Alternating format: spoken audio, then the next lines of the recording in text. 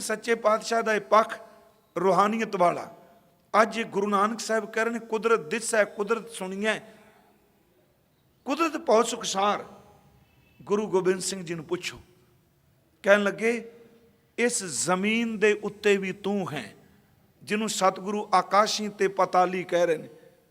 ਇਸ ਜ਼ਮੀਨ ਦੇ ਥੱਲੇ ਵੀ ਤੂੰ ਹੈ, ਇਸ ਜ਼ਮੀਨ ਦੇ ਉੱਪਰ ਆਕਾਸ਼ ਵਿੱਚ ਵੀ ਤੂੰ ਹੈ। ਜਿੱਥੇ ਕੋਈ ਜੀਵ ਨਹੀਂ ਰਹਿੰਦਾ, ਜਿੱਥੇ ਕੋਈ ਜੰਤ ਨਹੀਂ, ਉਸ ਖਾਲੀ ਜ਼ਮੀਨ ਤੇ ਵੀ ਤੂੰ ਹੈ। ਤੇ ਜਿੱਥੇ ਇੰਨੀ ਭੀੜ ਭੜੱਕਾ ਵਸੋਂ ਬਣੀ ਪਈ, ਉਹ ਵਸੋਂ ਵਿੱਚ ਵੀ ਤੂੰ ਹੈ। ਧਿਆਨ ਨਾਲ ਸੁਣਿਓ, ਘਰ ਵਿੱਚ ਵੀ ਤੂੰ ਹੈ ਤੇ ਘਰ ਤੋਂ ਬਾਹਰ ਵੀ ਤੂੰ ਹੈ। ਤੈਨੂੰ ਕੋਈ ਰੋਗ ਨਹੀਂ, ਤੂੰ ਜਨਮ ਮਰਨ ਚ ਨਹੀਂ, ਤੈਨੂੰ ਕੋਈ ਛੂ ਨਹੀਂ ਸਕਦਾ। ਪਾਣੀਆਂ ਵਿੱਚ ਵੀ ਤੂੰ ਹੈ, ਰੇਤ ਵਿੱਚ ਵੀ ਤੂੰ ਹੈ। ਪਿਆਰਿਓ, ਹੁਣ ਆਮ ਬੰਦੇ ਨੂੰ ਇਹ ਗੱਲ ਸਮਝਾਓ, ਕਹੇਗਾ ਕੀ ਗੱਲਾਂ ਕਰੀ ਜਾਂਦੇ ਨੇ। ਨਹੀਂ, ਇਹ ਰਸਤਾ ਅਕਲ ਵਾਲਿਆਂ ਦਾ ਨਹੀਂ, ਇਹ ਰਸਤਾ ਵਿਸਮਾਦ ਵਾਲਿਆਂ ਦਾ। ਸਤਿਗੁਰੂ ਦੇ ਅੰਮ੍ਰਿਤ ਬੋਲ, ਜ਼ਮੀ ਤੂੰ ਹੀ, ਜ਼ਮਾ ਤੂੰ ਹੀ, ਮਕੀ ਤੂੰ ਹੀ, ਮਕਾ ਤੂੰ ਹੀ। ਜ਼ਮੀਨ ਵਿੱਚ ਤੂੰ ਹੈ, ਆਕਾਸ਼ ਵਿੱਚ ਤੂੰ ਹੈ। ਜਿਹਨੂੰ ਗੁਰੂ ਗ੍ਰੰਥ ਸਾਹਿਬ ਕਹਿੰਦੇ ਜਲ ਥਲ ਮਈਲ ਪੂਰਿਆ ਰਵਿਆ ਵਿੱਚ ਵਣਾ। ਉਹ ਸਾਰੀਆਂ ਥਾਵਾਂ ਤੇ ਜ਼ਮੀ ਤੂੰ ਹੀ, ਜ਼ਮਾ ਤੂੰ ਹੀ, ਮਕੀ ਤੂੰ ਹੀ, ਮਕਾ ਤੂੰ ਹੀ, ਅਪੂ ਤੂੰ ਹੀ। ਉਹ ਤੂੰ ਜਨਮ ਤੋਂ ਰਹਿਤ ਹੈ। ਅਛੂ ਤੂੰ ਹੀ, ਜਿਹਨੂੰ ਨੂੰ ਨਹੀਂ ਛੂਇਆ ਜਾ ਸਕਦਾ, ਉਹ ਵੀ ਤੂੰ ਹੈ। ਇਹ ਫਿਰ ਧਿਆਨ ਨਾਲ ਸੁਣਿਓ, ਜ਼ਮੀਨ ਤੇ ਆਕਾਸ਼ ਦਿਸਦੇ ਨੇ, ਮਕਾਨ ਤੇ ਮਕਾਨ ਵਿੱਚ ਰਹਿਣ ਵਾਲਾ ਦਿਸਦਾ। ਪਵਨ ਨੂੰ ਕਦੀ ਕੋਈ ਪਕੜ ਸਕਦਾ?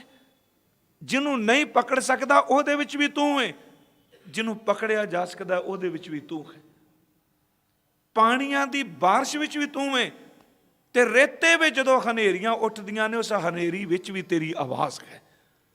ਜ਼ਮੀ ਤੂੰ ਹੀ, ਜ਼ਮਾ ਤੂੰ ਹੀ, ਮਕੀ ਤੂੰ ਹੀ, ਮਕਾ ਤੂੰ ਹੀ, ਅਪੂ ਤੂੰ ਹੀ, ਅਪੈ ਤੂੰ ਹੀ, ਅਛੂ ਤੂੰ ਹੀ, ਅਚੈ ਤੂੰ ਹੀ, ਜਤਸ ਤੂੰ ਹੀ, ਬ੍ਰਤਸ ਤੂੰ ਹੀ, ਗਤਸ ਤੂੰ ਹੀ, ਮਤਸ ਤੂੰ ਹੀ। ਜਿੱਧਰ ਜਾਣਾ ਤੂੰ ਹੈ। ਇਸੇ ਨੂੰ ਗੁਰੂ ਨੇ ਕਿਹਾ ਜ਼ਮੀਨ ਜ਼ਮਾਨ ਕੇ ਬਿਖੈ ਸਮਸਤ ਏਕ ਜੋਤ ਹੈ, ਨਾ ਕਾਟ ਹੈ ਨਾ ਬਾੜ ਹੈ, ਨਾ ਕਾਟ ਬਾੜ ਖੋਤ ਹੈ। ਫਿਰ ਬੇਨਤੀ ਧਿਆਨ ਨਾਲ ਸੁਣ ਲਿਓ, ਮੈਂ ਇਹਦੇ ਅਰਥ ਕਰ ਲੱਗਾ। ਮੈਂ ਸਿਰਫ ਭੂਮਿਕਾ ਇਸ ਕਰਕੇ ਬੰਨੀ ਹੈ ਕਿ ਜਦੋਂ ਵਿਸਮਾਦ ਵਿੱਚ ਗੁਰਦੇਵ ਜਾਂਦੇ ਨੇ, ਤੇ ਉਸ ਵਿਸਮਾਦ ਵਿੱਚੋਂ ਕੁਦਰਤ ਦੇ ਵਿੱਚੋਂ ਜਿਹੜੀ ਕਾਦਰ ਦੀ ਝਲਕ ਮਿਲਦੀ ਹੈ, ਉਸ ਕੁਦਰਤ ਨੂੰ ਕਾਦਰ ਤੋਂ ਵੱਖ ਕਰਕੇ ਗੁਰੂ ਨਹੀਂ ਵੇਖਦਾ। ਇਹਨੂੰ ਫਿਰ ਮੈਂ ਥੋੜ੍ਹਾ ਜਿਹਾ ਮਨ ਨੂੰ ਸਮਝਾ ਸਕਾਂ। ਮੈਂ ਇੱਕ ਉਦਾਹਰਨ ਦੇਣਾ, ਮੰਨ ਲਓ ਇਹ ਵੀ ਬਾਣੀ ਚੋਂ ਕੋਈ ਕਹਾਣੀ ਨਹੀਂ। ਇੱਕ ਔਰਤ, ਉਹਦਾ ਪਤੀ ਬੜਾ ਕਮਾਊ ਹੈ। ਪਤਨੀ ਨੇ ਆਪਣੀ ਮੰਗ ਰੱਖ ਦਿੱਤੀ, ਮੈਨੂੰ ਆਹ ਕੋਈ ਚਾਹੀਦਾ, ਮੈਨੂੰ ਸੋਨੇ ਦੇ ਗਹਿਣੇ ਚਾਹੀਦੇ ਨੇ। ਉਹਨੇ ਕੀਮਤੀ ਸੋਨੇ ਦੇ ਗਹਿਣੇ ਲਿਆ ਦਿੱਤੇ। ਉਹਨੇ ਕਿਹਾ ਮੈਨੂੰ ਹੀਰਾ ਚਾਹੀਦੇ ਨੇ, ਹੀਰਿਆਂ ਦੇ ਗਹਿਣੇ। ਉਹਨੇ ਹੀਰਿਆਂ ਦੀ ਜੁਐਲਰੀ ਲਿਆ ਦਿੱਤੀ। ਉਹਨੇ ਕਿਹਾ ਅੱਜ ਮੈਂ ਫਲਾਣੇ ਰੈਸਟੋਰੈਂਟ 'ਚ ਰੋਟੀ ਖਾਣੀ ਹੈ, ਉੱਥੇ ਵੀ ਉਹਨੂੰ ਪਹੁੰਚਾ ਦਿੱਤਾ, ਪੈਸੇ ਪ੍ਰਬੰਧ ਕਰ ਦਿੱਤਾ। ਉਹਨੇ ਕਿਹਾ ਮੈਂ ਫਲਾਣੀ ਥਾਂ 'ਤੇ ਸੈਰ ਕਰਨ ਜਾਣਾ, ਤਾਂ ਵੀ ਦੇ ਦਿੱਤੇ ਪੈਸੇ। ਪਰ ਪਿਆਰਿਓ, ਸੋਨਾ ਵੀ ਦੇ, ਮੋਤੀ ਵੀ ਦੇ, ਗਹਿਣੇ ਵੀ ਦੇ, ਖਾਣ ਪੀਣ ਨੂੰ ਵੀ ਦੇ। ਪਰ ਪਤਨੀ ਇੱਕ ਗੱਲ ਕਹੇ, ਮੈਂ ਤੇਰੇ ਨਾਲ ਕਦੀ ਬੋਲਣਾ ਨਹੀਂ। ਚੇਤੇ ਰੱਖਿਓ, ਜੇ ਪਤੀ ਦੀ ਨਾਰਾਜ਼ਗੀ ਹੋ ਜਾਏ, ਸੋਨਾ ਰੂਪਾ ਰੰਗਲਵਾ ਵੀ ਜਿਹੜਾ ਉਹ ਅੱਗ ਬਣ ਜਾਂਦੇ ਨੇ। ਜੇ ਪਤੀ ਦਾ ਪਿਆਰ ਹੋਵੇ ਤੇ ਮਿੱਟੀ ਪਿਆ ਹੋਇਆ ਤਨ ਵੀ ਸ਼ੋਭਾ ਦੇਈ ਜਾਂਦਾ ਹੈ। ਮੈਂ ਜੋ ਗੱਲ ਕਹਿਣੀ ਚਾਹੁੰਦਾ, ਜਦੋਂ ਅਸੀਂ ਉਹਦੀ ਰਚਨਾ ਵਿੱਚੋਂ ਰਚੈਤੇ ਨੂੰ ਵੱਖ ਕਰ ਦਿੰਦੇ ਹਾਂ ਪਿਆਰਿਓ, ਉਦੋਂ ਮਾਇਆ ਬਣ ਕੇ ਜਕੜਦੀ ਏ। ਤਾਂ ਹੀ ਸਾਹਿਬ ਨੇ ਬਾਣੀ 'ਚ ਕਿਹਾ, ਸੋਨਾ ਰੂਪਾ ਰੰਗੁਲਾ ਮੋਤੀ ਤੈ ਮਾਨਕ ਜੀਓ, ਸੇ ਵਸਤੂ ਸ਼ਹਿ ਦਿੱਤੀਆਂ ਮੈਂ ਤਿੰਨ ਸਿਉ ਲਾਇਆ ਚਿੱਤ ਜੀਓ। ਮੇਰੀ ਫਿਰ ਬੇਨਤੀ ਸੁਣਿਓ, ਅਤੀ ਤਸਵੀਰ ਨਾਲ ਚਿੱਤ ਲਾ ਲਿਆ, ਤਸਵੀਰ ਬਣਾਉਣ ਵਾਲੇ ਨੂੰ ਭੁਲਾ ਦਿੱਤਾ। ਕੱਲਾ ਇਹ ਨਹੀਂ, ਆਪਣੀ ਬੋਡੀ ਮਿਲੀ, ਕਾਇਆ ਮਿਲੀ, ਕਾਇਆ ਦੇਣ ਵਾਲੇ ਨੂੰ ਭੁਲਾ ਦਿੱਤਾ। ਤਾਂ ਹੀ ਭਾਈ ਸਾਹਿਬ ਨੇ ਲਿਖਿਆ, ਹੋਏ ਸਿਆਣਾ ਸਮਝਿਆ ਕਰਤਾ ਛੱਡ ਕੀਤੇ ਲਪਟਾਇਆ। ਕੀਤੇ ਕੁਦਰਤ ਹੈ, ਕਰਤਾ ਕਾਦਰ ਹੈ। ਤੂੰ ਕੁਦਰਤ ਨਾਲ ਜੁੜ ਗਿਆ ਪਰ ਕਾਦਰ ਨੂੰ ਭੁਲਾ ਦਿੱਤਾ। ਗੁਰਬਾਣੀ ਜਦੋਂ ਕੁਦਰਤ ਦੀ ਗੱਲ ਕਰਦੀ, ਉਹ ਕਾਦਰ ਨੂੰ ਵਿੱਚ ਮਿਲਾ ਕੇ। ਹਜ਼ੂਰ ਦੇ ਅੰਮ੍ਰਿਤ ਬਚਨ, ਸੋਨਾ ਰੂਪਾ ਰੰਗੁਲਾ ਮੋਤੀ ਤੈ ਮਾਨਕ ਜੀਓ, ਸੇ ਵਸਤੂ ਸ਼ੈ ਦਿੱਤੀਆਂ ਮੈਂ ਤਿੰਨ ਸਿਉ ਲਾਇਆ ਚਿੱਤ ਜੀਓ। ਮੰਦਰ ਮਿੱਟੀ ਸੰਧੜੇ, ਪੱਥਰ ਕੀਤੇ ਰਾਸ ਜਿਓ। ਮੈਂ ਸੋਨਾ ਹੀਰੇ ਮੋਤੀ ਪੱਥਰਾਂ ਨੂੰ ਪੂੰਜੀ ਸਮਝਿਆ। ਕਹਿਣ ਲੱਗੇ ਮੈਂ ਤੈਨੂੰ ਤਾਂ ਜਾਣੀ ਨਾ ਜਿੰਨੇ ਦਾਤਾਂ ਦਿੱਤੀਆਂ। ਪੱਥਰ ਕੀਤੇ ਰਾਸ ਜਿਉ ਹੋ, ਇੰਨੀ ਟੋਲੀ ਭੁੱਲੀਸ ਤਿਸ ਕੰਤ ਨਾ ਬੈਠੀ। ਪਾਸ ਕੰਤ ਨਾ ਬੈਠੀ ਪਾਸ ਮਾਇਆ ਬਣ ਜਾਏਗੀ। ਕੰਤ ਚੇਤੇ ਵਿੱਚ ਰਹਿ ਪਿਆਰੋ, ਸ਼ਿੰਗਾਰ ਵੀ ਸ਼ੋਭਨਿਕ ਬਣ ਜਾਏਗਾ। ਅੱਜ ਮੇਰੇ ਸਤਿਗੁਰਾਂ ਨੇ ਇਹੀ ਬਖਸ਼ਿਸ਼ ਕੀਤੀ। ਗੁਰੂ ਨਾਨਕ ਸਾਹਿਬ ਵਿਸਮਾਦ ਤੋਂ ਅੱਗੇ ਫਿਰ ਕੁਦਰਤ ਦੀ ਗੱਲ ਕਰਦੇ ਨੇ। ਕਹਿੰਦੇ ਨੇ ਨਾਦ ਵਿਸਮਾਦ ਹੈ, ਗਿਆਨ ਵਿਸਮਾਦ ਹੈ, ਜੀ ਵਿਸਮਾਦ ਹੈ। ਜੀਵਾਂ ਦੇ ਭੇਦ ਵਿਸਮਾਦ ਨੇ, ਜੀਵਾਂ ਦੀਆਂ ਬੋਲੀਆਂ ਵਿਸਮਾਦ ਨੇ, ਜੀਵਾਂ ਦੇ ਰੂਪ ਵਿਸਮਾਦ ਨੇ, ਜੀਵਾਂ ਦੇ ਰੰਗ ਵਿਸਮਾਦ ਨੇ, ਖਾਣੀਆਂ ਵਿਸਮਾਦ ਨੇ। ਮਹਾਰਾਜ ਕਹਿੰਦੇ ਨੇ ਪਰ ਜੋ ਕੁਝ ਮੈਂ ਤੈਨੂੰ ਵਿਸਮਾਦ ਵਿੱਚ ਕਿਹਾ, ਇਹਨੂੰ ਸਭ ਨੂੰ ਚਲਾਉਣ ਵਾਲਾ ਕਾਦਰ ਹੈ। ਫਿਰ ਅੱਗੇ ਮਹਾਰਾਜ ਕਹਿੰਦੇ ਨੇ ਮਹੱਲਾ ਪਹਿਲਾ, ਕੁਦਰਤ ਦਿਸ ਹੈ। ਆ ਜੋ ਕੁਝ ਦਿਸਦਾ ਪਿਆ ਕੁਦਰਤ ਦਾ ਅਰਥ ਮੈਂ ਕਰਾਂਗਾ ਸ਼ਕਤੀ ਜਾਂ ਕਲਾ। ਇਹ ਸ਼ਬਦ ਸੌਖਾ ਢੁਕਵਾਂ ਰਹੇਗਾ। ਕਹਿੰਦੇ ਨੇ ਜੋ ਕੁਝ ਦਿਸਦਾ ਪਿਆ ਹੈ, ਹਰ ਦਿਸ ਦੀ ਕੋਈ ਚੀਜ਼ ਉਹਦਾ ਕਲਾਕਾਰ ਅਕਾਲ ਪੁਰਖ ਵਾਹਿਗੁਰੂ ਹੈ। ਇਹ ਉਹਦੀ ਸ਼ਕਤੀ ਕਰਕੇ ਹੈ। ਫਿਰ ਬੇਨਤੀ ਸੁਣਿਓ, ਮੇਰੀਆਂ ਅੱਖਾਂ ਦੇਖ ਰਹੀਆਂ ਨੇ, ਤੁਹਾਡੀਆਂ ਅੱਖਾਂ ਦੇਖ ਰਹੀਆਂ ਨੇ। ਪਿਆਰਿਓ, ਜੇ ਉਹ ਅਦ੍ਰਿਸ਼ਟ ਇਹਨਾਂ ਅੱਖਾਂ ਨੂੰ ਦੇਖਣ ਦੀ ਤਾਕਤ ਨਾ ਦਿੰਦਾ ਤੇ ਅੱਖਾਂ ਦੇਖ ਕਿੱਥੇ ਲੈਂਦੀਆਂ। ਇਹ ਸ਼ਕਤੀ ਕੰਮ ਕਰ ਰਹੀ ਹੈ ਨਾ। ਉਹਨੂੰ ਸ਼ਕਤੀ ਨੂੰ ਜੋਤ ਕਹਿ ਲਓ। ਮੰਨ ਲਓ ਕਿਸੇ ਬੰਦੇ ਦੀਆਂ ਅੱਖਾਂ ਨਹੀਂ ਕੰਮ ਕਰਦੀਆਂ, ਉਹ ਖਾ ਲੈਂਦਾ ਪੀ ਲੈਂਦਾ, ਬੋਡੀ ਹਾਰਟ ਦਿਲ ਕਿਡਨੀਆਂ ਸਭ ਕੁਝ ਠੀਕ ਹੈ। ਡਾਕਟਰ ਕਹਿੰਦਾ ਹੈ ਕਿ ਅਸਲ 'ਚ ਜਿਹਦੀ ਅੱਖਾਂ ਵਾਲੀ ਪਿੱਛੇ ਦੇਖਣ ਵਾਲੀ ਸ਼ਕਤੀ ਸੀ ਨਾ, ਉਹ ਖਤਮ ਹੋ ਗਈ ਹੈ, ਤਾਕਤ ਨਹੀਂ ਰਹੀ ਉਹ ਅੱਖਾਂ 'ਚ। ਸਤਿਗੁਰੂ ਕਹਿੰਦੇ ਕੁਦਰਤ ਦਿਸ ਹੈ। ਉਹਦੀ ਸ਼ਕਤੀ ਕਰਕੇ, ਉਹਦੇ ਬਲ ਕਰਕੇ, ਉਹਦੇ ਤਾਕਤ ਕਰਕੇ, ਉਹਦੀ ਹੋਂਦ ਕਰਕੇ ਤੇਰੀਆਂ ਅੱਖਾਂ ਵਿੱਚੋਂ ਤੈਨੂੰ ਹਰ ਥਾਂ ਤੇ ਉਹ ਦਿਸਦਾ ਪਿਆ। ਦੇਖਣ ਦੀ ਦਾਤ ਵੀ ਉਹਦੀ ਸ਼ਕਤੀ ਹੈ।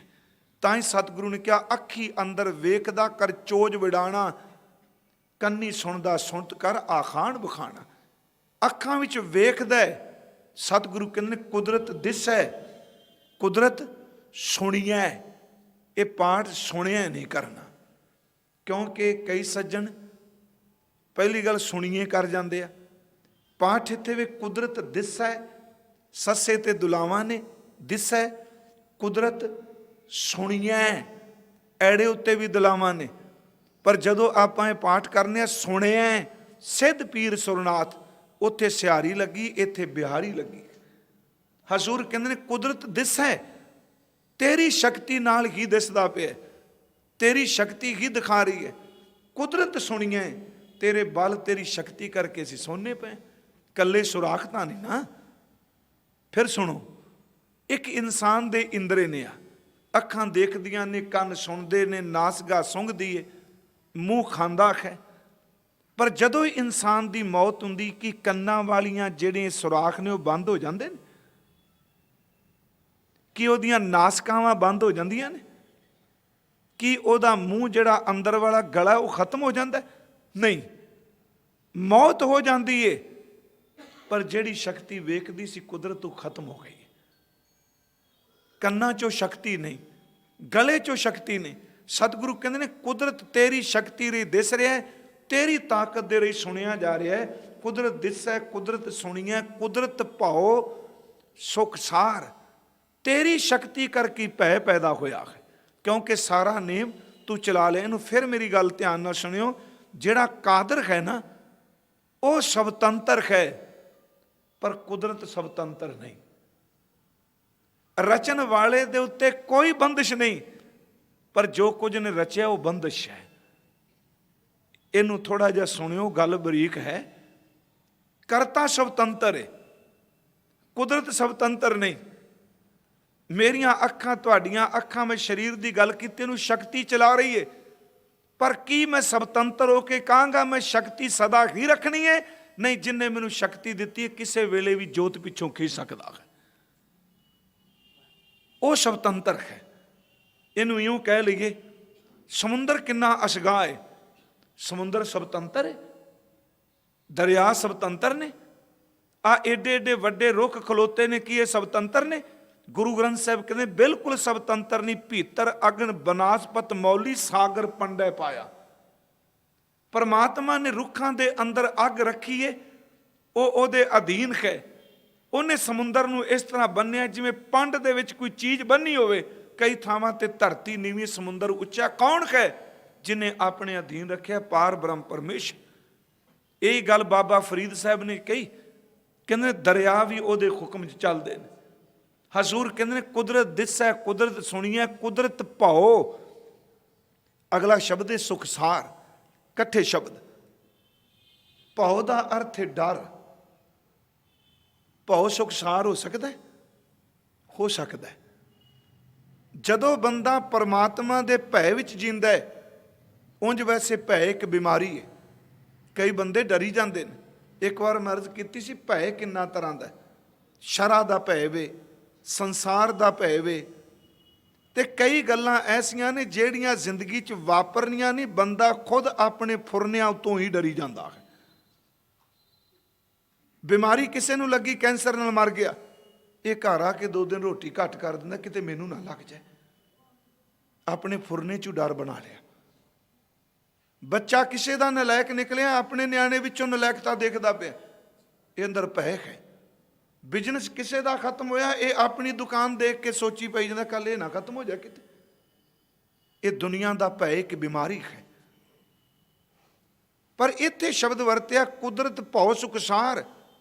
ਇਹ ਵੀ ਤੇਰੀ ਇੱਕ ਸ਼ਕਤੀ ਵਰਤਦੀ ਹੈ ਜਿਹਦੇ ਅੰਦਰ ਪਰਮਾਤਮਾ ਤੂੰ ਨਿਰਮਲ ਭਉ ਪੈਦਾ ਕਰ ਦੇਵੇਂ। ਦੁਨੀਆ ਦਾ ਭੈ ਬਿਮਾਰੀ ਨੂੰ, ਦਿਮਾਗੀ ਸੰਤੁਲਨ ਦੀ ਖਰਾਬੀ ਨੂੰ, ਮੈਂਟਲੀ ਅਪਸੈਟ ਕਰਦਾ ਹੈ। ਪਰ ਜਿੱਥੇ ਰੱਬ ਦਾ ਭੈ ਪੈਦਾ ਹੋ ਜਾਏ, ਉਹਦੀ ਸ਼ਕਤੀ ਵਿੱਚੋਂ ਭੈ ਪੈਦਾ ਹੋ ਜਾਏ, ਉਹ ਸੁੱਖਾਂ ਦਾ ਸਾਰ ਬਣ ਜਾਂਦਾ ਹੈ। ਇਹ ਭੈ ਵੀ ਤਾਂ ਤੇਰੀ ਸ਼ਕਤੀ ਹੈ। ਜਿੱਥੇ ਭੈ ਹੁੰਦਾ ਹੈ ਪਰਮਾਤਮਾ ਦਾ, ਉੱਥੇ ਨਿਰਮਲਤਾ ਹੀ ਹੁੰਦੀ ਹੈ। ਨਿਰਮਲ ਭਉ ਪਾਇਆ, ਨਿਰਮਲ ਭਉ ਪਾਇਆ, ਹਰ ਗੁਣ ਗਾਇਆ, ਹਰ ਵੇਖੈ ਰਾਮ ਹਦੂਰੇ। ਆਤਮ ਰਾਮ ਪਸਾਰਿਆ ਸੁਆਮੀ ਸਰਬ ਰਹਾ ਭਰਪੂਰੇ। ਅੰਤਰ ਬਾਹਰ ਉਹ ਹੈ, ਪਸਰਿਆ ਹੋਇਆ ਉਹ ਹੈ, ਸਰਬ ਥਾਵਾਂ ਤੇ ਭਰਪੂਰੇ ਇਹ ਵੇ। ਪਰ ਬੇਨਤੀ ਕਰਾਂ, ਜਦੋਂ ਨਿਰਮਲ ਭਉ ਪਾਏਗਾ, ਆਮ ਤੌਰ ਤੇ ਦੁਨੀਆ ਦਾ ਭੈ ਆਵੇਗਾ ਤੇ ਅੰਦਰ ਦੁੱਖ, ਬੇਚੈਨੀ, ਸੱਚੀ ਗੱਲ ਚਿੰਤਾ ਸੌਣ ਨਹੀਂ ਦੇਗੀ। ਜਿੱਦਣ ਰੱਬ ਦਾ ਭੈ ਆਵੇਗਾ, ਉਦਣ ਹਰੀ ਦੇ ਗੁਣ ਗਾਉਣ ਲੱਗ ਪਏਗਾ। ਮੈਲਾ ਭੈ ਨਾ ਹੋਵੇ। ਫਿਰ ਧਿਆਨ ਨਾਲ ਸੁਣਿਓ, ਆ ਭੈ ਜਿਹੜਾ ਮੰਨ ਲਓ ਕਿਹੜੀ ਸ਼ਕਤੀ ਹੈ, ਇਹਨੂੰ ਸੁਣਿਓ ਧਿਆਨ ਨਾਲ। ਆ ਸਾਡੇ ਮਨ 'ਚ ਫੁਰਨਾ ਆ ਗਿਆ, ਮੈਂ ਆ ਮਾੜਾ ਕਰਮ ਕਰਨਾ। ਫੁਰਨਾ ਉੱਠ ਗਿਆ ਨਾ, ਬੰਦਾ ਤਿਆਰੀ ਵੀ ਕਰ ਲਈ, ਪਤਾ ਨਹੀਂ ਅਚਨਚੇਤ ਜਦੋਂ ਪੈਰ ਪੱਟਣ ਲੱਗਾ, ਇਹਨੂੰ ਇੱਕ ਭੈ ਆਇਆ, ਮਣਾ ਕੱਲ ਨੂੰ ਬਣੇਗਾ ਕੀ ਤੇਰਾ, ਤੂੰ ਗੁਰੂ ਦਾ ਸਿੱਖ ਹੈ। ਉਹ ਕੌਣ ਸੀ ਜਿਸ ਸ਼ਕਤੀ ਨੇ ਇਸ ਬੁਰੇ ਮਨ ਨੂੰ ਵੀ ਕਦਮ ਰੋਕ ਕੇ ਪਿੱਛੇ ਲੈ ਆਂਦਾ। ਇਹ ਭੈ ਰੱਬ ਦੀ ਸ਼ਕਤੀ ਹੈ ਜੀ। ਤੁਸੀਂ ਚੇਤੇ ਰੱਖੋ, ਇਹ ਅਦ੍ਰਿਸ਼ਟ ਬੰਦਗੀ ਵਾਲਿਆਂ ਦੇ ਨਾਲ ਵਰਤਦੀ। ਜੋਗੇ ਦੀ ਗੱਲ ਅਸੀਂ ਸਾਰੇ ਕਰਨੇ ਆ, ਮੈਂ ਸਾਖੀ 'ਚ ਨਹੀਂ। ਉਹਦੇ ਅੰਦਰ ਕਦੀ ਭੈ ਦਾ ਬੀਜ ਸੀ। ਵਿਆਹ ਹੋਇਆ, ਜਾਂ ਇਹ ਕਿਹਾ ਜਾਂਦਾ ਵਿਆਹ ਛੱਡ ਕੇ ਆ ਰਿਹਾ, ਉਹਨੇ ਕਿਹਾ ਮੈਂ ਗੁਰੂ ਗੋਬਿੰਦ ਸਿੰਘ ਦਾ ਸਿੱਖ ਹਾਂ, ਹੁਕਮ ਆਇਆ ਕਿ ਇਸੇ ਵਕਤ ਆ ਜਾ। ਪਰ ਅੰਦਰ ਫੁਰਨਾ ਉੱਠ ਗਿਆ। ਉਹਦਾ ਕਾਰਨ ਕੀ ਸੀ? ਭਾਵੇਂ ਉਹ ਵਿਆਹਿਆ ਸੀ, ਇਹਦੇ ਅਰਥ ਮੈਂ ਹੋਰ ਤਰ੍ਹਾਂ ਕਰਾਂਗਾ। ਇੱਕ ਪਾਸੇ ਉਹਦਾ ਮਨ ਹੁਕਮ ਵੀ ਸੀ, ਦੂਜੇ ਪਾਸੇ ਨਵ ਵਿਆਹੀ ਉਹਦੀ ਘਰ ਵਾਲੀ ਦੇ ਫੁਰਨੇ ਚੱਲ ਰਹੇ ਸਨ। ਹੋਇਆ ਕਿ ਉਹ ਫੁਰਨਾ ਪ੍ਰਬਲ ਹੋ ਗਿਆ। ਇਹ ਵੀ ਸਤਿਗੁਰ ਐਵੇਂ ਇਹਨੂੰ ਖੰਡਨ ਕਰਦੀ ਹੈ, ਨਹੀਂ ਜੀ ਇਹ ਸਾਖੀ ਤਾਂ ਹੋਈ ਨਹੀਂ ਜੀ, ਇਸ ਤਰ੍ਹਾਂ ਕਿਵੇਂ ਹੋ ਸਕਦਾ। ਉਹ ਇਹਨੂੰ ਸਮਝਿਓ, ਇਹਨੂੰ ਮਾਨਸਿਕ ਤਲ ਤੇ ਸਮਝੋ। ਉਹਦੇ ਜ਼ਿਹਨ ਸੀ ਮੇਰਾ ਵਿਆਹ ਹੋ ਗਿਆ। ਇੱਕ ਪਾਸੇ ਗੁਰੂ ਸੀ। ਹੁਣ ਇਸ ਫੁਰਨਿਆਂ ਦਾ ਕਮਸਾਨ ਜੋਗੇ ਨੂੰ ਪਤਾ ਹੈ, ਬਾਹਰ ਦੇ ਲੋਕਾਂ ਨੂੰ ਕੋਈ ਪਤਾ ਨਹੀਂ। ਅੰਦਰ ਫੁਰਨਿਆਂ ਨਾਲ ਫੁਰਨਾ ਲੜ ਰਿਹਾ, ਪਰ ਹੁਸ਼ਿਆਰਪੁਰ ਆ ਕੇ ਮਲੀਨ ਫੁਰਨਾ ਹਾਵੀ ਹੋ ਗਿਆ। ਉਸ ਫੁਰਨੇ ਨੇ ਇਹਨੂੰ ਪ੍ਰੇਰ ਦਿੱਤਾ, ਇਹ ਫੁਰਨਾ ਕਰਕੇ ਚਲਾ ਗਿਆ। ਪਰ ਉਹ ਕੁਦਰਤ, ਉਹ ਗੁਰੂ ਦੀ ਸ਼ਕਤੀ, ਭਾਵੇਂ ਉਹ ਆਕਾਰ ਰੂਪ 'ਚ ਦਿਸ ਪਏ, ਉਹ ਕਿਸੇ ਰੂਪ 'ਚ ਨਜ਼ਰ ਆਵੇ, ਕਿਉਂਕਿ ਇਹ ਦੁੱਖ ਹੈ। ਲੋਕਾਂ ਨੂੰ ਪਤਾ ਹੀ ਨਹੀਂ ਜੀ ਗੁਰੂ ਉੱਥੇ ਕਿਵੇਂ ਚਲਾ ਗਿਆ ਆਨੰਦਪੁਰ ਸਾਹਿਬ ਤੋਂ। ਉਹ ਗੁਰ ਪਰਮੇਸ਼ਰ ਹੈ, ਜੇ परमात्मा की शक्ति एक हो के अनेकता विच वरदी है तो जिहड़ा गुरु परमात्मा का रूप है उसकी शक्ति क्यों नहीं वरतदी। कबीर भली पई जो भौ परिया दिशा गई सब भूल औरा घर पानी भयो जाए मिलिया ढल कूल। जिवें एक जम्मी कोई बर्फ सूरज की किरण नाल पिघल जाए तो ढल कूल वो आड़ विच पानी विच जा समांदी है। वो खुशकिस्मत ने जिन्हां अंदर भय पैदा हो जाए एक दिन पिघल के वो रब भी समा जाते। कुदरत राही वो दिस रहा है, कुदरत राही उन्होंने सुनिया जा रहा, उसकी शक्ति देखने वाली सुननी शक्ति सुनने वाली। महाराज कहते हैं कुदरत पाओ सुखसार, उसकी शक्ति है जिहड़ी भय है अदब है। हाँ जिन्ना कोई इस भय विच जुड़ेगा उन्ना संसार के भय तो मुक्त होवेगा। हालांकि पूरा प्रकरण आना भय विच पवन वह सदभाव। हजूर कहते हैं सुख है तू मैनू भय दिता, तू मैनू डर दिता। भय की शक्ति बहुत कुछ करती। मैं फिर गल कहांगा, मैं इस गल ते जोर दे रहा, इनू थोड़ा जिहा फिर सुनियो मेरी गल। वो अदृश्य शक्ति मान लो हाथी कोल कितनी ताकत है, रुख तोड़ दिंदा है, किन्ने किन्ने टन भारी लकड़ खिंच लिया जे, इत्थों तक अपनी सुंड विच लकड़ चुक लैंदा है। पर कौन चुका रहा है? एक भय वे। एक निक्का जिहा बच्चा 10 साल का उहदे सिर ते बैठा है, उहदे हाथ च कुंडा, जे कुंडा भी नहीं तो वह अपने पैरों नाल उहनूं मारदा है मत्थे, उहदे सिर च पैर ते तत तत शब्द वरदा है मूँह तो। जदों वह पैर मारदा है एडी वड्डी शक्ति वाला हाथी भी किसी भय की शक्ति विच काम कर रहा है। वह किहड़ी शक्ति है? महाराज कहते जेड़ा भय है एक शक्ति है, ये तेरी कृपा नाल वरदी है, पर इस भय दे विचों अखीर सुख का जन्म होंदा है। कुदरत दिस है, कुदरत सुनिए, कुदरत पाओ सुखसार, पाओ सुखसार। सुखां दा श्रेष्ठ सुख उहदे भय च रहना।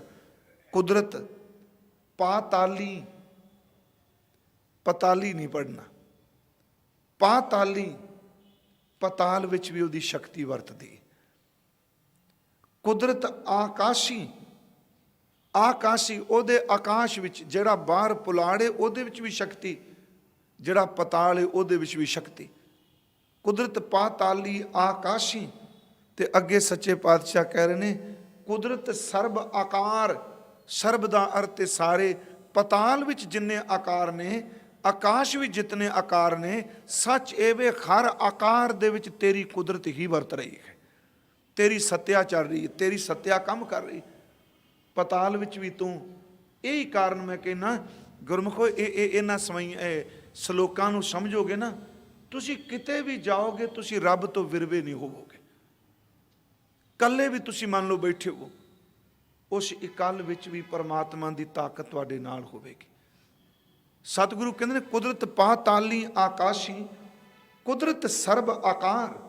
सारिया थावां ते जितने आकार ने ये सारे आकार उहदी शक्ति ने, उहदी कुदरत का प्रगटावा है, कादर दा। हजूर सच्चे पातशाह कहते हैं कुदरत वेद पुराण कतेबां, कुदरत सर्ब विचार। आ जिन्ने भी वेद ने, चारे वेद कह लो, 18 पुराण कह लो, श्यामी मत दे जिहड़े धार्मिक ग्रंथ ने कतेबां असीं लै लईए, ये सारे दे सारे परमात्मा इन्हां विच भी तेरी कुदरत वरत रही है। ये भी तेरी शक्ति ने। ज्ञान दे ग्रंथ माड़े नहीं, तां ही सतगुरु ने बाणी विच भी कहा वेद कतेब कहो मत झूठे, झूठा जो ना विचारे। वो परिपूर्ण परमात्मा वेदां विच, वो कतेबां विच, वो पुराणां विच, सारियां थावां ते है। कुदरत वेद पुराण कतेबां, कुदरत सर्ब विचार। जिन्नी तरह की विचार हुंदी है किसी भी ग्रंथ की, उस विचार विच तेरी शक्ति काम करदी है, उस विचार विच तेरी ताकत आप पसरी हुई है, उस विचार विच भी तू है। कुदरत खाना पीना पहनन, कुदरत सर्ब प्यार।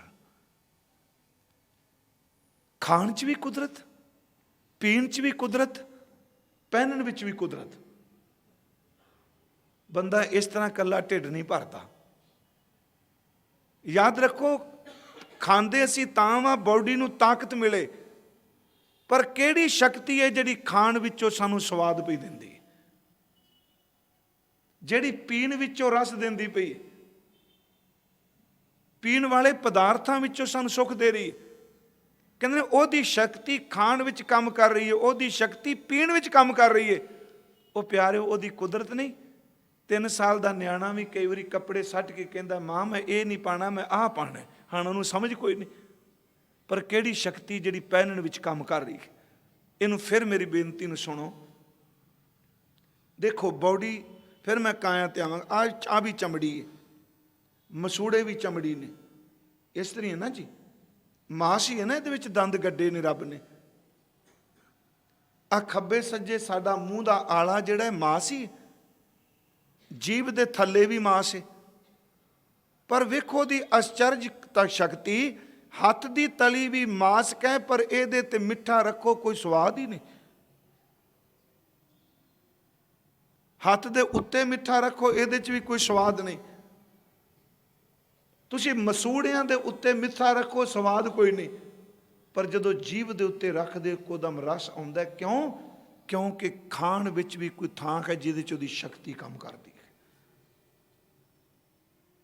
ਖਾਣ ਵਿੱਚ, ਪੀਣ ਵਿੱਚ, ਪਹਿਨਣ ਵਿੱਚ ਉਹਦੀ ਕੁਦਰਤ ਹੈ।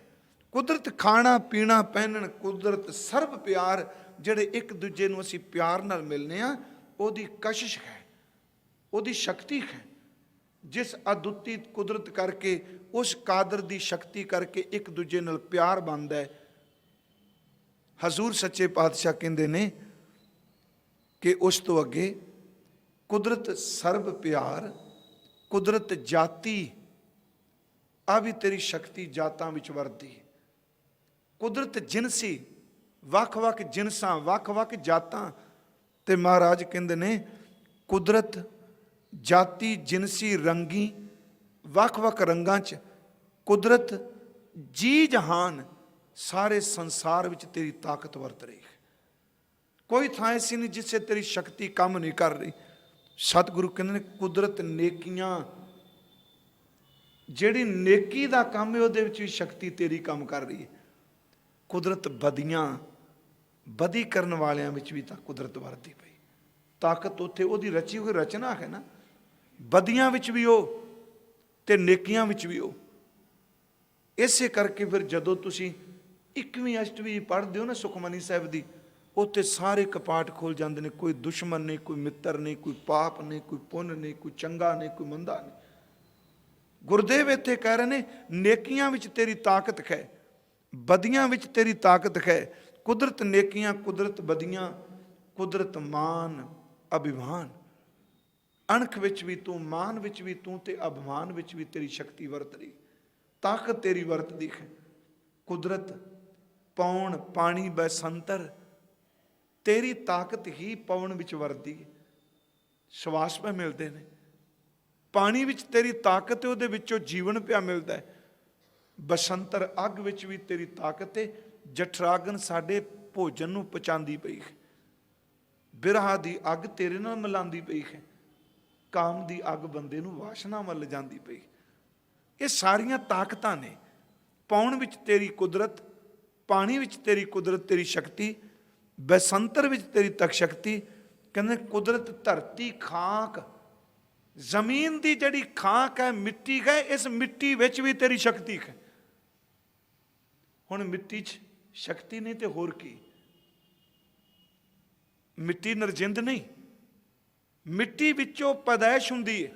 ਕੱਲ ਵੀ ਅਰਜ਼ ਕੀਤੀ ਸ਼ਾਇਦ, ਜੇ ਅੰਨ ਨਹੀਂ ਤੇ ਪਿਆਰਿਓ ਤਨ ਨਹੀਂ, ਜੇ ਧਰਤੀ ਨਹੀਂ ਤੇ ਅੰਨ ਨਹੀਂ। ਧਰਤੀ 'ਚ ਕਿਹੜੀ ਤਾਕਤ ਹੈ? ਐਡੀ ਸ਼ਕਤੀ ਉਸ ਜ਼ਮੀਨ 'ਚ, ਮਿੱਟੀ 'ਚ ਪਾ ਦਿੱਤੀ। ਉਸੇ ਵਿੱਚ ਫਸਲ ਬੀਜੀ ਤੇ ਕਣਕ ਨਿਕਲ ਆਈ, ਉਸੇ ਵਿੱਚ ਫਸਲ ਬੀਜੀ ਤੇ ਗੰਨਾ ਮਿੱਠਾ ਨਿਕਲ ਆਇਆ, ਉਸੇ 'ਚ ਫਸਲ ਬੀਜੀ ਤੇ ਪੋਸਤ ਦੇ ਡੋਡੇ ਨਿਕਲ ਆਏ। ਤਾਕਤ ਹੈ ਨਾ। ਉਸੇ 'ਚ ਫਸਲ ਬੀਜੀ ਤੇ ਜ਼ਹਿਰ ਪੈਦਾ ਹੋ ਗਿਆ। ਪਰਮਾਤਮਾ ਤੇਰੀ ਸ਼ਕਤੀ ਮਿੱਟੀ ਦੇ ਜ਼ਰਰੇ ਜ਼ਰਰੇ ਸਮਾਈ ਹੈ। ਜੇ ਤੇਰੀ ਤਾਕਤ ਕੰਮ ਨਾ ਕਰਦੀ ਤੇ ਮਿੱਟੀ ਵਿੱਚੋਂ ਜੀਵਨ ਕਿੱਥੇ ਪੈਦਾ ਹੋ ਜਾਂਦਾ? ਇਸ ਮਿੱਟੀ ਵਿੱਚ ਤੇਰੀ ਕੁਦਰਤ ਹੈ। ਹਜ਼ੂਰ ਸੱਚੇ ਪਾਤਸ਼ਾਹ ਜੀ ਕਹਿ ਰਹੇ ਨੇ ਕੁਦਰਤ ਪੌਣ ਪਾਣੀ ਬੈਸੰਤਰ ਕੁਦਰਤ ਧਰਤੀ ਖਾਕ ਸਭ ਤੇਰੀ ਕੁਦਰਤ। ਬਸ ਇਸ ਗੱਲ ਨੂੰ ਸਮਝਿਓ। ਉਦਣ ਸੀ ਸੱਚੇ ਤੇਰੇ ਖੰਡ ਸੱਚੇ ਬ੍ਰਹਿਮੰਡ। ਅੱਜ ਸਾਰੀ ਕੁਦਰਤ ਦੀ ਗੱਲ ਕਰਕੇ ਵੀ ਸਾਰੀ ਹੀ ਤੇਰੀ ਸ਼ਕਤੀ, ਸਾਰਾ ਹੀ ਤੇਰਾ ਬਲ। ਅੱਗੇ ਫਿਰ ਸਤਿਗੁਰੂ ਕਹਿੰਦੇ ਨੇ ਇਹ ਸ਼ਕਤੀ ਕਿਸੇ ਦੈਂਤ ਦੀ ਨਹੀਂ, ਇਹ ਸ਼ਕਤੀ ਕਿਸੇ ਵੱਖਰੇ ਮਿੱਤੇ ਹੋਏ ਦੇਵਤੇ ਦੀ ਨਹੀਂ, ਸਭ ਤੇਰੀ ਕੁਦਰਤ। ਤੂੰ ਕਾਦਰ। ਇੱਥੇ ਮੈਂ ਬੇਨਤੀ ਕਰਾਂਗਾ, ਪਾਠ ਕਾਦਰ ਨਹੀਂ ਕਰਨਾ, ਦੱਦੇ ਨੂੰ ਸਿਹਾਰੀ ਲੱਗੀ। हे परिपूर्ण परमात्मा वाहिगुरु, सारी तेरी कुदरत है। इस कुदरत दा कादिर करता तू आप है। सब तेरी कुदरत, तू कादिर करता पाकी नाई पाक। सारी तेरी रची है कादिर। फिर अगे शब्द की वरत्या जी, पाकी नाई पाक। नाई का अर्थ है वडियाई, सिफत कर लो अर्थ। पाकी का अर्थ है पवित्र, पाक का अर्थ भी पवित्र है। पाकी नाई पाक, हे मेरे परमात्मा तू आप पाक पवित्र है। तेरी वडियाई कभी मैली नहीं हो सकती, तेरी वडियाई भी बड़ी पवित्र है। ये जो मैं बोल रहा गुरु नानक साहब कहते तेरी वडियाई है, ये तेरी पवित्रता की वडियाई है, तू पवित्र है। सब तेरी कुदरत, तू कादर करता पाकी नाई पाक। तू पवित्र, तेरी वडियाई पवित्र, तेरी सिफत पवित्र। ते सच्चे पातशाह महाराज अगे कहते ने, नानक हुक्म अंदर वेखै। इस कुदरत नूं अपने हुक्म च चला के नूं वेखदा, संभालदा पिया, हर एक नूं संभालदा पिया। नानक हुक्म अंदर वेखै, वरतै ताको ताक। ये भी अरबी का शब्द है जी, ताको ताक। ताक मीनस वैसे सी आ दूजा कहने ताक नहीं, ताक का अर्थ एक, ताको तकना नहीं। वरतै ताको ताक, सब तेरी कुदरत तू कादर करता पाकी नाही पाक। नानक हुक्म अंदर वेखै, अपने हुक्म च सारियां च वड़ के व्यापक होके देखदे है। अगे महाराज कहते ने वरतदा भी है, वरतै, वेखदा भी, वरतदा भी है, ताको ताक। सब कुछ वेख वरत के फिर कल्ले दा कल्ला है। वो फिर भी वखरा है, वो बैठा वेखे वख अकेला भी है। वो बाजीगर बन के तमाशे विच भी रचिया है। इनू फिर बेनती ने सुनियो। मैं उस दिन भी कहा सी, दोनों श्लोक थोड़े जे महंगे ने। कादर ने कुदरत रची है, सब थावां ते उहदी शक्ति कम करदी, शक्ति तो बिना कुछ भी नहीं। यही कारण आ अजकल भी चलते ना, तू समोसा खादा शक्ति कम कर जाएगी, थर्ड आई। कई बार सुनने मिलता है, तू काले रंग का पर्स ले ला, आ हो जाएगा। मैं एक बेनती करांगा, जिन्नी शक्ति वरती वो शक्तियां की गल बहुत करता है। असल च परम शक्ति परमात्मा तो ऊपर कुछ भी नहीं। जिदन परम शक्ति नाल होवे उदन चेते रखियो काले कपड़े भी चिट्टे हो जाते हैं। जिदन परम शक्ति नाल ना होवे ते चिट्टियां वाले भी काले बने रहते हैं। सिर्फ परम शक्ति परमात्मा वाहिगुरु हजूर सच्चे पातशाह कृपा कर रहे हैं कि वरतै ताको ताक, करता तू में, रचैता तू में, चित्रकार तू में। सब च वरतना है, वेखना भी है। फिर इकल्ले दा कल्ला, ये किवें जी? इत्थे एक उदाहरण दे के संपन्नता मैं करांगा। आसमान ते आकाश एक है ना, साडी इस धरती दा चंद्रमा एक ही है ना। हुण ब्रह्मांड भी तो बहुत कुछ, सूरज एक है। ये भी गुरु ग्रंथ साहिब दे बोल ने तुसीं सुने ने बड़ी बार। एक हो के फिर सब च वरत के फिर कल्ले दा कल्ला क्यों? यही समझ नहीं बंदे नूं पैंदी। फिर बेचारा छड्ड पैंदा, कहंदा की धर्म दीयां गल्लां, उलझन ही पै गई। मोहन सिंह कहंदा सी गुंझलदार मसला है। प्रोफैसर मोहन सिंह कहंदा जिन्ना सुलझाओ उन्ना उलझी जांदा है। हाँ, बुद्धि दे तल ते करोगे तो उलझेगा। जदों भावना नाल अपनी विद्या दा मत्था टेक दोगे तो जिंदगी सुलझ जाएगी। ਹੁਣ ਉਹ ਵਰਤੈ ਤਾਕੋ ਤਾਕ, ਵਰਤਦਾ ਵੀ ਹੈ ਤੇ ਫਿਰ ਕੱਲੇ ਦਾ ਕੱਲਾ, ਦਿਸਦਾ ਵੀ ਹੈ, ਸੁਣੀਂਦਾ ਵੀ ਹੈ, ਸਰਬ ਆਕਾਰ ਵੀ ਹੈ, ਫਿਰ ਕੱਲੇ ਦਾ ਕੱਲਾ। ਫਿਰ ਲੇਪ ਸ਼ੇਪ ਕੋਈ ਨਹੀਂ, ਉਹਨੂੰ ਕੋਈ ਮਹਿਲ ਨਹੀਂ।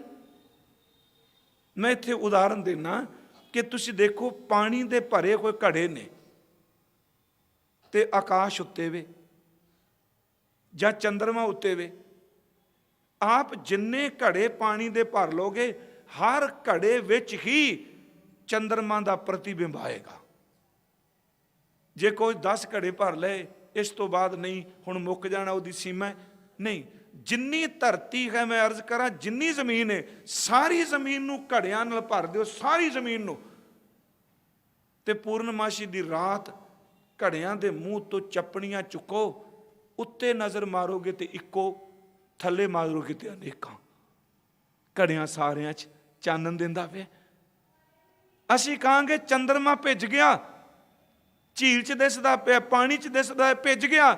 ਨਹੀਂ ਪਿਆਰਿਓ, ਉਹ ਭਿੱਜਦਾ ਕੋਈ ਨਹੀਂ, ਉਹ ਭਿੱਜਦਾ ਹੋਇਆ ਦਿਸਦਾ ਹੋਇਆ ਵੀ ਆ ਭਿੱਜ ਰਹਿੰਦਾ।